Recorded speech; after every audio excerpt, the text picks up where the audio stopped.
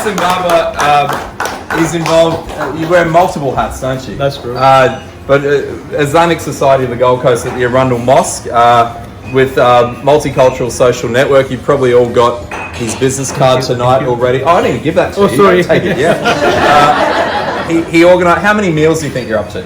3,000. 3,000 meals for international Over students. a period of 4 months. Oh, over 3 to 4 months. Yeah, over a period of 4 months. Yeah. Just an extraordinary effort for international students who we know were probably doing it tougher than most people in this pandemic.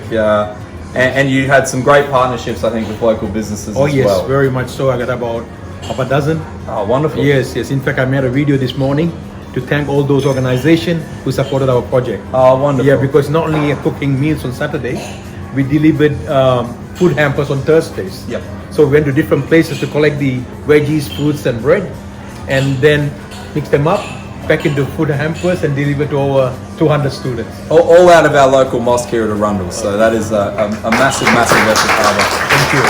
And there's a very good chicken biryani recipe that you can probably find on my page. I featured in that video, so it's probably the best one. Because he was the guest taster. It's a very, very good recipe. Thank you so much. Congratulations.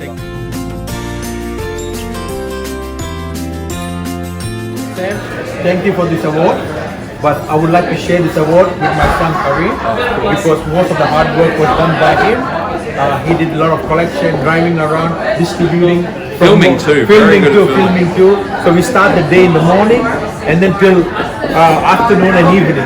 So he did a lot of jobs. So I'd like to share this award with my son Kareem. Congratulations. Thank you very much. Thank you very much.